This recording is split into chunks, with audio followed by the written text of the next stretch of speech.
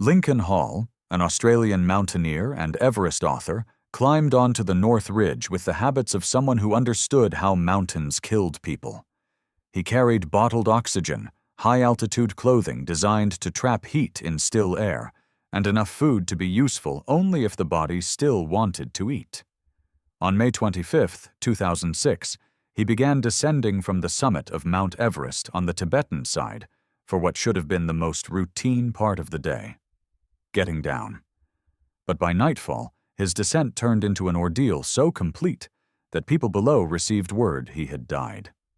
By 8:53 a.m. the next morning, he was found alive near 8,600 meters, sitting upright, unprotected, talking. Hall was not a reckless tourist. He had spent years in the Himalaya, learning that competence on an expedition rarely looked like confidence.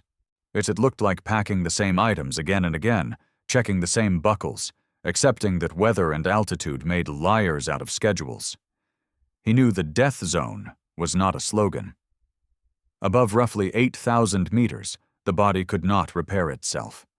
Muscles wasted, judgment slipped. Simple tasks became slow and error-prone. People became careful, and then they became tired, and then they made mistakes they could not remember making. Hall had seen that pattern from the outside often enough to respect it. On Everest, respect did not guarantee safety. It only delayed the moment when safety ran out. In the days leading up to the summit push, the expedition moved through a ritual of control. Oxygen cylinders were staged higher on the route, regulators were checked, radios were tested because batteries failed faster in the cold. What the food was compact sugar and fat, the kind climbers could choke down when nausea made every swallow feel like work.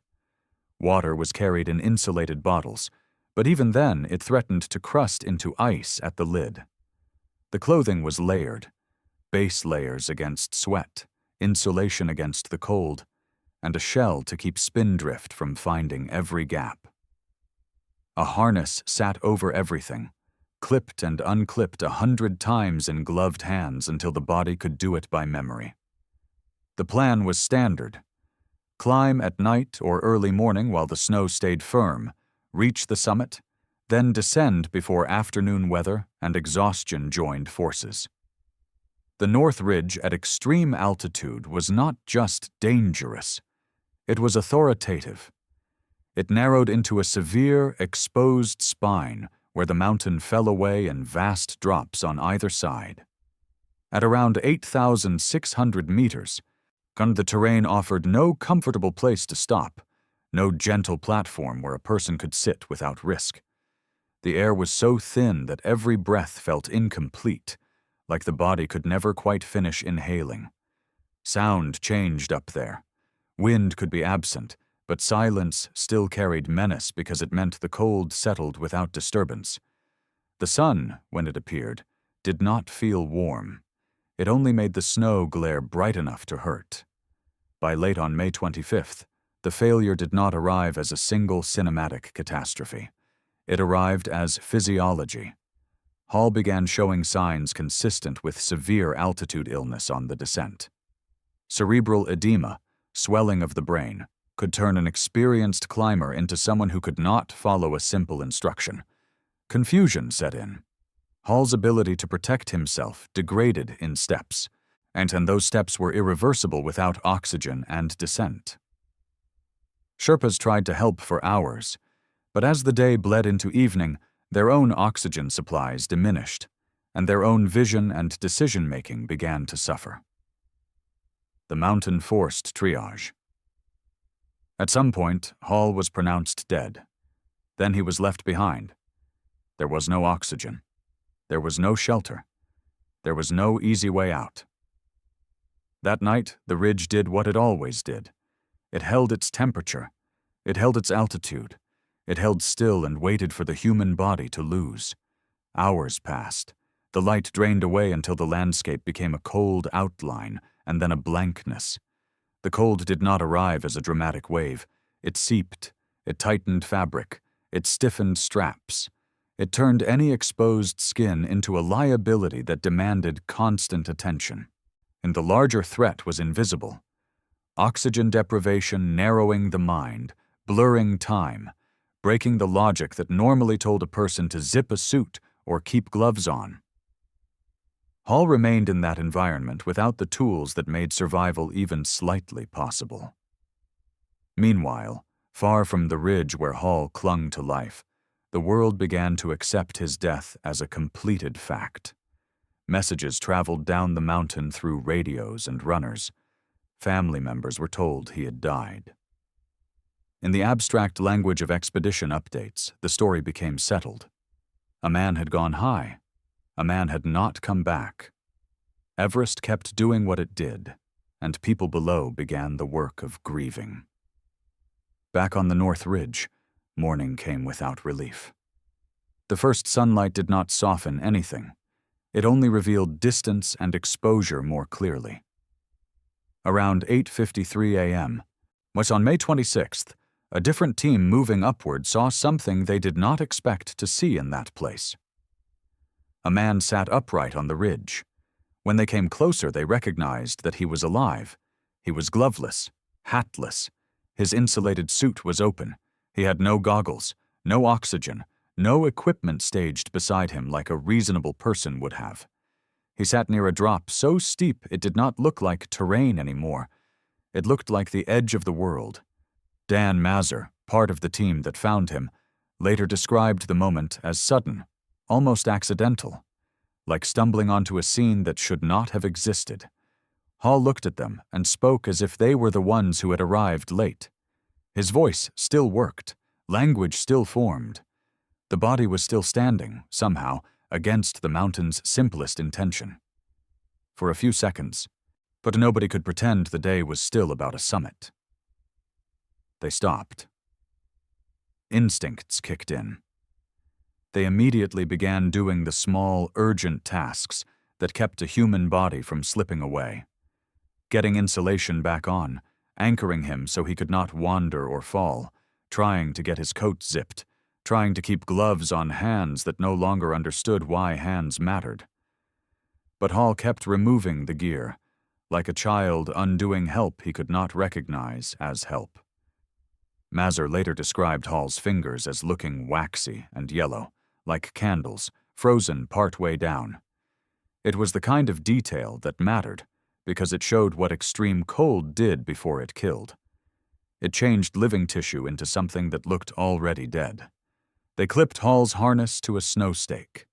They offered food and water in small pieces, or they gave him oxygen from a spare tank. They watched for his attention to return in flickers, brief moments where he seemed to understand what was happening before he drifted again. Then, the mountain opened the next problem. Staying there meant spending their own oxygen and their own time at 8,600 meters. It meant increasing the chance they would become casualties, too. Going meant walking away from a living man who was sitting up and speaking. The mountain did not negotiate. It only forced choices where every option carried its own kind of harm. They radioed down. They needed more oxygen, more hands, more coordination. They needed the weather to remain stable long enough to move an impaired climber down terrain that punished any stumble. They also needed Hall to cooperate with his own rescue, and at that altitude his mind was no longer a reliable tool. Minutes became tasks. Tasks became hours. Hall hallucinated. Mazur later recalled that Hall seemed to think he was on a boat, speaking as if the ridge were a strange voyage and not a frozen knife edge above the world. The image was absurd, but it made a kind of grim sense. With the brain deprived of oxygen, reality did not disappear. It rearranged itself into something the mind could tolerate. The rescuers stayed anyway. They kept putting the hat back on, kept forcing the gloves into place, kept checking the anchor, kept feeding him sugar and water because calories were not comfort up there. They were fuel, the last thin argument against the cold. They watched the hours disappear and understood what that meant for their own summit plans. more as they understood that storms often came later in the day, and that afternoon on Everest did not feel like afternoon anywhere else. It felt like the mountain closing. Additional climbers and Sherpas began moving upward in response to the radio calls. The rescue grew in scale, not because anyone wanted drama, but because the situation demanded manpower. A single healthy climber could barely function at that altitude. A confused, frostbitten climber could not be moved like luggage. He had to be coaxed, stabilized, guided. The descent began as a slow negotiation with gravity, exhaustion, and human fragility. At that height, a step was not just a step. It was a decision the body had to approve. It was a movement that required oxygen the lungs could not easily extract. The rescuers had to manage Hall's pace, their own pace, and the dwindling supplies that made the whole operation possible. The ridge stayed narrow. The drop-offs stayed indifferent. Cold kept working on any exposed skin. Even inside gloves, fingers could die. Even inside boots, toes could become numb and then become nothing. Survival, in that phase, did not look like courage. It looked like repetition. Put the glove on, keep it on, zip the suit, check the anchor, take a sip, take a bite, breathe, move. Hours passed. By later that day, and into the continued descent, Hall was brought down toward lower camps where medical help existed in some form. He was treated at the North Col and later reached Advanced Base Camp the next day. In the language of Everest, reasonably good health did not mean he was fine. It meant his heart still worked, his lungs still worked, his mind began returning. It meant the rescue had managed to reverse the mountain's most immediate claim. But the cold had already collected payment. Frostbite was not a simple injury. It was delayed damage. Tissue died quietly, and then declared itself days later in blackened edges and loss of feeling that did not come back.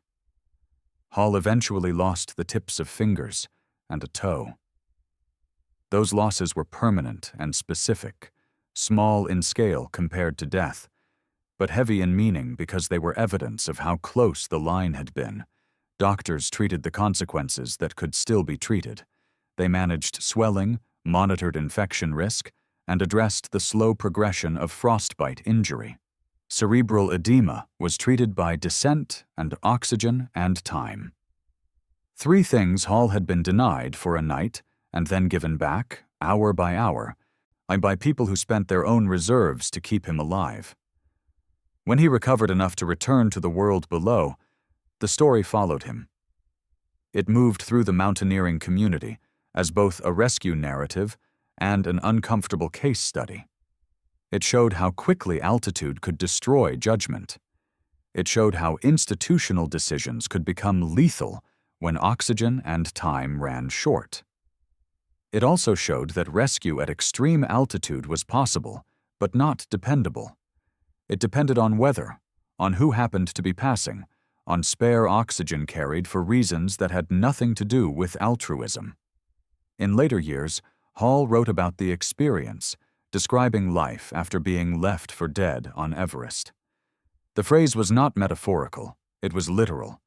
He had been declared dead. His family had been told. And the expedition had moved forward with the assumption that the mountain had finished its work. And yet, on that ridge, he had continued. There was a kind of courage that did not feel like bravery in the moment. It felt like necessity. It felt like other people's hands forcing gloves back onto fingers that could no longer understand why they mattered. It felt like a man too confused to save himself, saved anyway by people willing to lose their summit for his life. He survived not by conquering Everest, but by enduring its indifference long enough for help to reach him. The North Ridge took tissue, time, and certainty. It did not take what remained. A life continued. Damaged, altered, but still a life. If this story moved you, challenged you, or made you rethink what survival really costs, please take a moment to like the video, It really helps the channel reach more people. And if you want more true stories of endurance and rescue, make sure to subscribe. Thanks for watching, and I'll see you in the next story.